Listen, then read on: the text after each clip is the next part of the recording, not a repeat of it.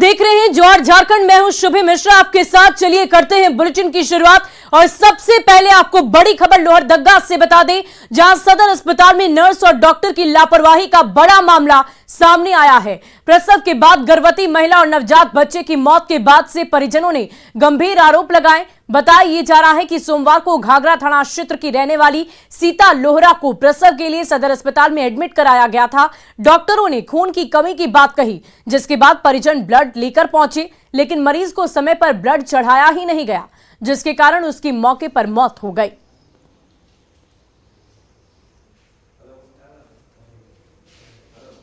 बात को सुनबे नहीं कर रहे हैं, बार बार जा रहे हैं तो का लिखा पढ़ी कर रहे हैं और वो बोल रहे हैं कि ब्लड को गर्म कीजिए। वो लड़का अभी था, वो ब्लड देने वाला ही जगह है और वो ऐसे पेट में करके घुमा रहा है, ब्लड इधर उधर गर्म कर रहा है। कई बार बोले से जाओ चढ़वा नहीं, वो सब सुनबे नहीं कर रहा है। सिस्टर साहब दूसरा काम में बिजी है। मैडम रेफर की है इसको कि ये स्थिति नाजुक है, फिर भी ये बोले कि नहीं हमको यहीं पे इलाज चाहिए। ये तो जानबूझकर की बात हमको प्रतीत होता है, लेकिन फिर भी हम जांच इस चीज़ को करेंगे, कहाँ तक सही है क्या है, फिर उन पर आगे कार्रवाई किया जाएगा उसको। और गुमला सदर अस्पताल में भी लापरवाही का एक बड़ा मामला सामने आया है। प्रसव के लिए आई एक महिला का उचित इलाज नहीं होने से बच्चे की मौत हो गई है। परिजनों का आरोप है कि डॉक्टर ने समय रहते सही से इलाज किया ही नहीं, जिसके कारण बच्चे की जान चली गई। परिजनों ने अस्पताल में हंगामा कर डॉक्टर पर कार्रवाई की मांग की है। बताया जा रहा है कि लक्ष्मण नगर की रहने वाली पूनम देवी को डिलीवरी के लिए गुमला सदर अस्पताल लाया गया था। वो भी नहीं रहा। दूसरा बार अभी लाया पीड़ा होने के बाद तो मैडम को उठाया गया, तो मैडम बोली कि अभी नहीं, सवेरे देखेंगे कह के सो गई। और सवेरे 6:30 बजे जाके देख रही है तो कहती है कि बच्चा का धड़कन नहीं मिल रहा। मैं अपने पत्नी को डिलीवरी के लिए गुमला में लाया, लेकिन जब यहाँ आए सब कोई थे, डॉक्टर भी थे, नर्स भी थे। और देखिए इस वक्त की बड़ी खबर आपको बता दें सरायकेला से, जहां खरसावा जिले के चांडिल में सड़क किनारे खड़े ट्रक के ऊपर हाई टेंशन तार टूटकर गिर गई, जिससे ट्रक में भयानक आग लग गई है। आग इतनी भयानक थी कि देखते ही देखते पूरा ट्रक जलकर खाक हो गया। वहीं मामले की जानकारी पर पुलिस मौके पर पहुंची, लेकिन तब तक स्थानीय लोगों ने आग पर काबू पा लिया था।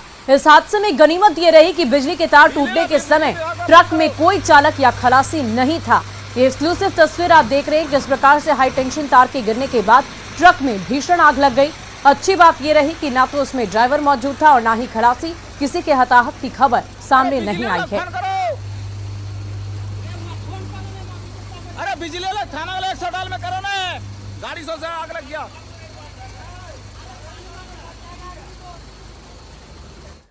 और खबर देवघर से, जहां चोरों का उत्पात दिन पर दिन बढ़ता ही जा रहा है। बीती रात चोरों ने एक शोरूम से लाखों रुपए के मोबाइल और एलईडी टीवी ले उड़े। शोरूम की छत तोड़कर चोर दुकान में घुसे और मोबाइल चोरी कर चलते बने। फिलहाल पुलिस पूरे मामले की जांच में जुटी है।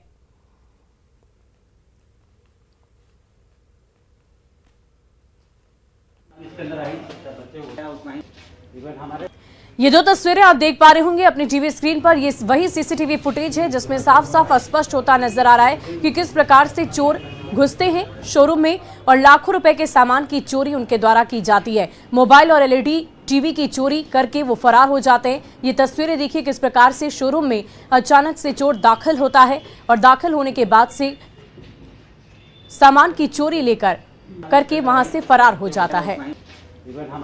फुटेज से पता चल रहा है रात 11 बजे चोर घुसा है, करीब 40-45 मिनट दुकान में रहा है और ड्रॉवर तोड़ने का कोशिश किया है। कुछ मोबाइल, एलईडी, कैश, लाखों का नुकसान हुआ है। अभी जब तक स्टॉक मिलाएंगे नहीं तो एग्जैक्ट हम फिगर बता नहीं पाएंगे कि क्या क्या गया है। पर छत से एस्बेस्टर का शीट काट के, फॉल सीलिंग काट के फिर अंदर घुसा है। वहीं गिरिडीह के बुढ़िया सारे गांव में पुलिस टीम पर जानलेवा हमला हुआ। ग्रामीणों ने पुलिस पर पथराव किया है। हमले में थानेदार समेत कई जवानों के जख्मी होने की खबर है। बताया जा रहा है कि पुलिस की ओर से जवाबी फायरिंग भी की गई। पुलिस को जानकारी मिली थी कि गांव में असामाजिक तत्व किसी घर में जमघट लगाए हुए हैं। जब पुलिस वहां पहुंची तो किसी ने दरवाजा तक नहीं खोला और पुलिस पर पथराव शुरू कर दिया। स्थिति इतनी बिगड़ गई कि पुलिस को हवा में फायरिंग भी करनी पड़ी, लेकिन पुलिस ने फायरिंग से इनकार किया है।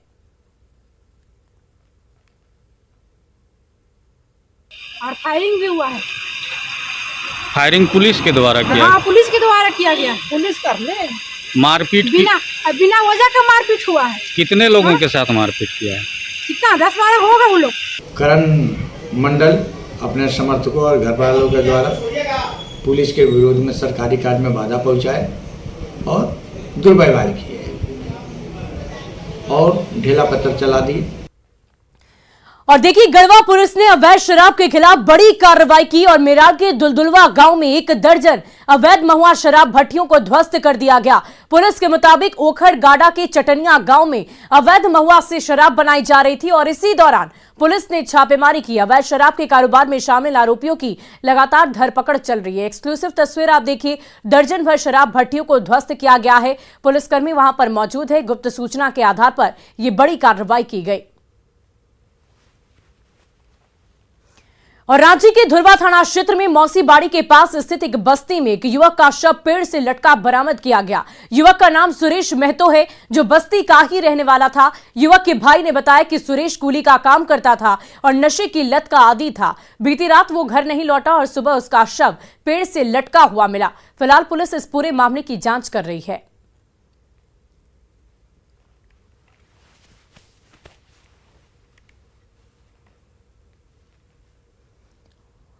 भाई था, फांसी लगा लिया। पीता उता खाता था, सब चीज़ करता था, अचानक फांसी लगा लिया। नहीं किया था। हमको सुबह हम सो के उठे, उसके बाद पता चला है। और गोड्डा की चर्चित मर्डर केस में एक आरोपी को पुलिस ने गिरफ्तार किया है। गिरफ्तार आरोपी विक्रम महतो घटना का मुख्य आरोपी बताया जा रहा है, जिसे पटना से गिरफ्तार किया गया। आपको बता दें कि 22 सितंबर को लड़की के साथ छेड़खानी का विरोध कर रहे उसके चाचा की आरोपियों ने पिटाई कर दी थी, जिसकी इलाज के दौरान मौत हो गई। मंडल की मृत्यु हो गई थी और अनिल मंडल गंभीर रूप से जख्मी हुए थे, जो हॉस्पिटल में भर्ती थे। और उन्हीं के बयान पर जो कांड दर्ज किया गया था, जिसमें पूर्व में पुलिस अधीक्षक महोदय गोड्डा के निर्देशानुसार गठित छापामारी दल टास्क फोर्स के टीम के द्वारा 6 आदमी को गिरफ्तार करके भेजा गया है। उसी कांड से संबंधित एक अभियुक्त इस कांड का मुख्य चंदन महतो के साथ साथ जो ये विक्रम महतो, जिसकी गिरफ्तारी की गई है, इसके बारे में ये सूचना प्राप्त हुई कि ये पटना में एक जगह ये शेल्टर लिए हुए है। इस पर हमारे पुलिस अधीक्षक महोदय के द्वारा वहां से मॉनिटरिंग करते हुए।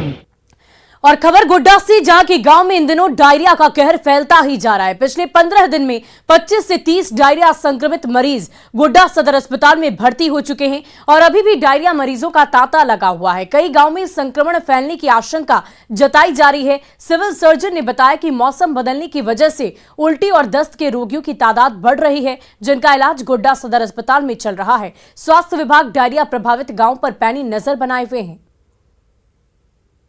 इस तरह से ये लग रहा है कि इंडिविजुअलाइज है, किसी एक घर में इस तरह की घटना होती है जो थोड़ी बहुत भी असाधारण है। लेकिन जो पहले की समस्या थी, जो कि पेयजल की समस्या अगर है, जिसकी वजह से पूरा गांव प्रभावित हो जा रहा था, वो स्थिति अब नहीं। ये इंडिविजुअल किसी घर की होती है और उस तरह से कहीं एपिडेमिक की भी सूचना नहीं है कि एक साथ महामारी के तौर पर। और झारखंड में प्रधानमंत्री गरीब कल्याण अन्न योजना का लाभ समय पर लाभुकों को नहीं मिल पा रहा है। राजधानी रांची सहित राज्य के कई जिलों का हाल यही है। जुलाई माह से ही लाभुक पीडीएस दुकान का चक्कर लगाने को मजबूर हैं। विभाग की सुस्ती और अधिकारियों की मस्ती की वजह से पर्व त्योहार के इस मौसम में भी गरीब परिवार का पेट नहीं भर पा रहा। फ्री में मिलने वाली ये योजना अपने समय से 3 महीने विलंब से चल रही है। ये हालात तब है जब राज्य सरकार ने हर माह की आखिरी तारीख तक अनाज का उठाव नहीं करने पर लाभुक को योजना का लाभ नहीं मिलने का निर्देश जारी कर रखा है। अगला महीना से नहीं मिल रहा है, मतलब अगस्त जी। क्या बोल रहे हैं? बोलता आ ही नहीं है चावल, और ये वाला मिलता है हम लोग को पैसा वाला 1 रुपया जी। तो कितना आपको मिलता है? 35 केजी मिलता है। पर्व त्योहार में नहीं मिले कैसे चलेगा परिवार?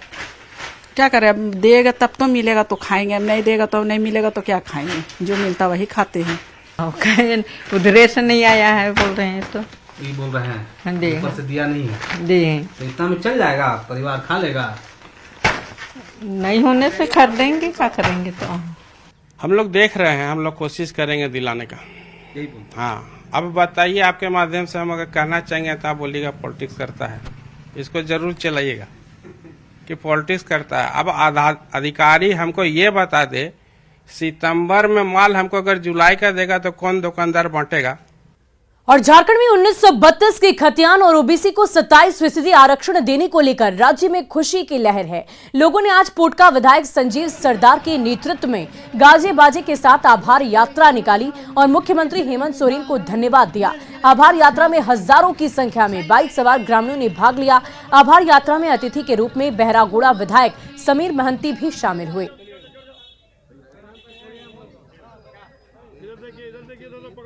अपना मुख्यमंत्री को धन्यवाद देंगे। दूसरा बात यह है कि झारखंड अनगलाज का आंदोलन जो था वो खतियान का ही लड़ाई था, और आज झारखंड अलगराज होने के बाद लोग जितना खुश हुआ था उसका दुगुना खुशी आज आदमी मना रहा कि आज हमको असली झारखंड मिला, हमको अधिकार मिला है। जो राज्य मंत्री परिषद की बैठक में जो ओबीसी को 27% आरक्षण और साथ ही साथ 1932 का खतियान के आधारित स्थानीय नीति जो देने के काम पारित किए हैं, उसी के आज एक पूरे पोटका प्रखंड में आज पूरे लोग यहाँ काम धाम घर द्वार छोड़ के आभार व्यक्त करने के लिए आज पूरे दिन लगभग 100 किलोमीटर का यात्रा करने का काम कर रहे हैं।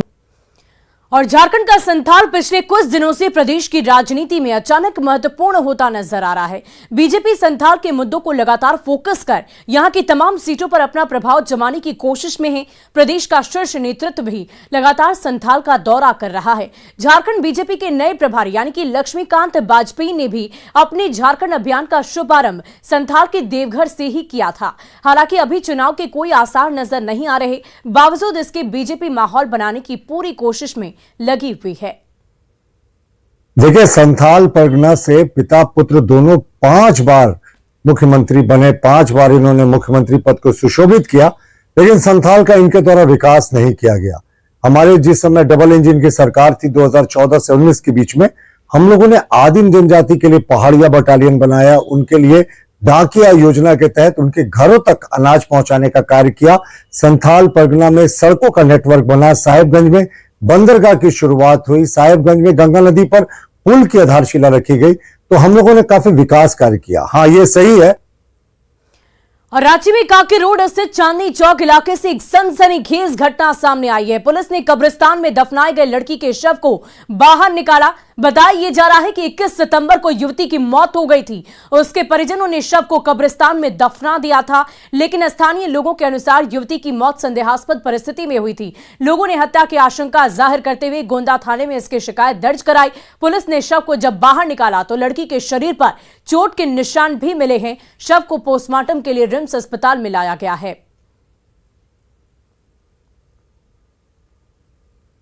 ये हत्या का मामला प्रतिवेदित हुआ है और उसी क्रम में जो है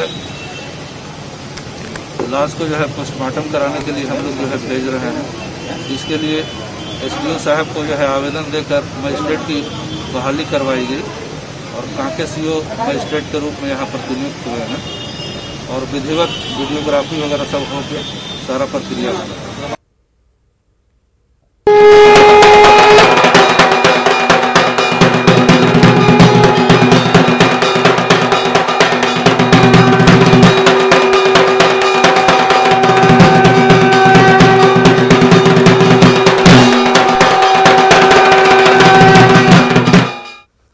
और नवरात्र पर पूरी विधि विधान से मां की पूजा आराधना की जा रही है। मां की भक्ति में भक्त लीन हैं। वहीं डांडिया की तैयारी भी जोरों पर चल रही है। सभी महिलाएं अभी से ही डांडिया की प्रैक्टिस में जुट गई है, जिसमें वो सभी काफी उत्साहित नजर आ रही। जायजा लिया संवाददाता कोमल बहल ने।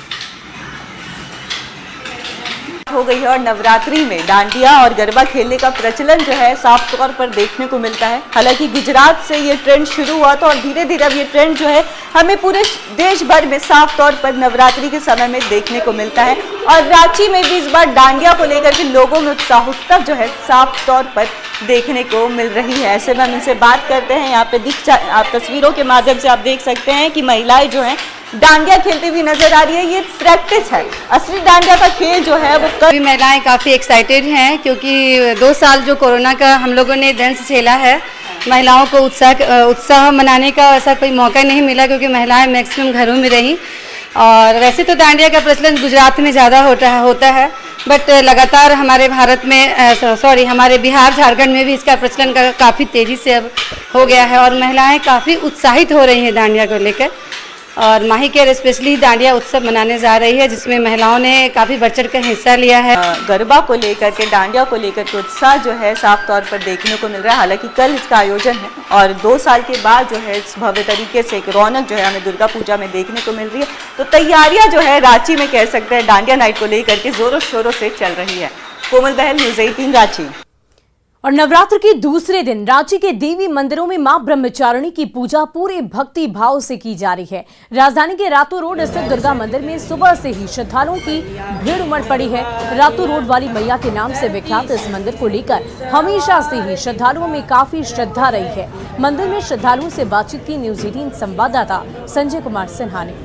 दुर्गा दुर्गति शमनी, दुर्गा पदवी निवारिणी, दुर्ग मच्छेदिनी, दुर्ग साधिनी, दुर्ग नाशिनी। जी हाँ, आज नवरात्रि का दूसरा दिन है। दूसरा दिन माँ ब्रह्मचारिणी की पूजा हो रही है और माँ का रूप ऐसा है जिसको कहा गया है कि माँ का ये रूप जन कल्याणकारी है। माँ से कुछ भी मांग लीजिए, माँ कभी अनसुनी नहीं करती। हम इस मौजूद है राजधानी रांची के रातू रोड वाली मैया के दरवाजे पर हैं और रातू रोड वाली मैया की ऐसी महिमा है कि यहाँ जो भी आता है उसकी झोली कभी खाली नहीं आती।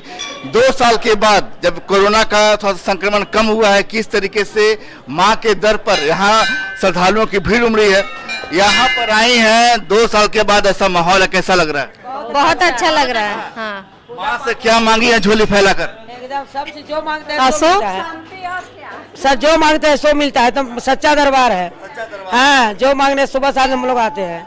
माँ का सच्चा दरबार है। माँ ने कोई प्रार्थना सुनी हो जो आप बताना चाहती हो? ना, माँ तो बहुत सुनी है। माँ का बहुत कृपा है। यहाँ आके जो शांति मिलता है कहीं नहीं मिलता है। कोई ऐसी है जो बताना चाहती है कि माँ ने उनकी कोई ऐसी प्रार्थना सुनी हो, पुकार सुनी हो? हाँ, माँ ने सब सुनते हैं। हाँ, माँ बहुत अच्छा है, जो मन में करिए वही पूरा होता है। रातू रोड वाले माँ सब चीज देते हैं। कहाँ काम करते हैं? सेम हाउस में काम करते हैं, लेकिन 10 साल से हम यहीं आते हैं। तो क्या नहीं कुछ माँ से कुछ प्रार्थना करने आए? कोई प्रार्थना नहीं, माँ का इच्छा तो हम खुश है। माँ खुश है तो हम खुश। सीधे माँ के दरबार पर लिए चलते हैं। माँ का दर्शन अपने न्यूज़ 18 के दर्शकों को हम करवाते हैं कि देख लीजिए माँ का भव्य रूप कैसा है। और यहाँ पर देख रहे हैं कि जो श्रद्धालु है, सुबह से ही श्रद्धालुओं की भीड़ यहाँ मंदिर में उमड़ी है और अपनी अपनी प्रार्थना को लेकर मैया को निहार रहे हैं। और क्या प्रार्थना कर रही हो माँ से? जो मन में मुराद है वो मांग रही हूँ। मन में मुराद हो। आज ब्रह्मचारिणी का पूजन होगा, दूसरा दिन है। कल सबने कलश स्थापन करा है और आज माँ ब्रह्मचारिणी की पूजन करें। ब्रह्मचारिणी है, नियम का पालन करते हुए सरल भाव से बस माँ को नैवेद्य भोग आदि लगाएं। तुलेन पाही न देवी पाही खड़गेन चांबिका, घंटा सोए न पाही चाप जानी सोनेंचा। मतलब कि जैसी श्रद्धा है, अगर आप सच्ची श्रद्धा के साथ माँ के दर पर आते हैं तो माँ आपकी प्रार्थना कभी भी अनसुनी नहीं कर सकती। कुछ ऐसा ही स्वरूप है माँ ब्रह्मचारिणी का। संजय कुमार सिन्हा, न्यूज़ 18 रांची। और शारदीय नवरात्र की शुरुआत हो गई है। धनबाद के मंदिरों में भक्तों की काफी भीड़ देखी जा रही है। कोरोना काल के बाद इस बार दुर्गा पूजा को लेकर लोगों में खास तौर पर उत्साह नजर आ रहा है, लेकिन महंगाई के कारण बाजारों में रौनक कम होने की आशंका जताई जा रही है। दुकानदार चिंतित हैं। बताया ये जा रहा है कि पूजन सामग्री में पिछले साल की अपेक्षा दामों में थोड़ी तेजी आई है। हालांकि पुजारी का कहना है कि इस बार मां दुर्गा हाथी पर सवार होकर आई है। ज्योतिष शास्त्र के अनुसार इसे बेहद शुभ माना जाता है। कुछ सामान में दाम में तेजी आई हुई है। बहुत सा सामान में ग्राहक बहुत बोलता है कि इसमें इतना हो गया, उसमें हो गया। मैं कुछ सामान में इतना उछाल हो गया रेट। तो अब 2 साल तो हम लोग 3 साल में कोरोना का काल में तो एकदम चला ही नहीं, एकदम बैठ गए हम लोग। अब तो सोच रहे उम्मीद लगाए हैं किसी तरह हम लोग जी रहे, खा रहे हैं, किसी तरह कमा रहे, खा रहे हैं। मगर देखते हैं माता रानी कृपा क्या होता है। इस बार माता का आगमन हाथी पर है। गजे गजे जलदा देवी, तो हाथी पर आगमन सुख समृद्धि आयु वृद्धि के प्रतीक है। और फिलहाल इस बुलेटिन में अभी के लिए बस इतना ही, लेकिन न्यूज 18 बिहार झारखंड पर खबरों का सिलसिला लगातार जारी है। नवरात्रि के पावन अवसर पर न्यूज 18 बिहार झारखंड की खास प्रस्तुति। हम घर बैठे आपको कराएंगे मां शक्ति के दर्शन, सुनाएंगे प्रसिद्ध दुर्गा मंदिरों की कहानी। बिहार झारखंड की 9 दुर्गा, हर दिन सुबह 7:26 पर।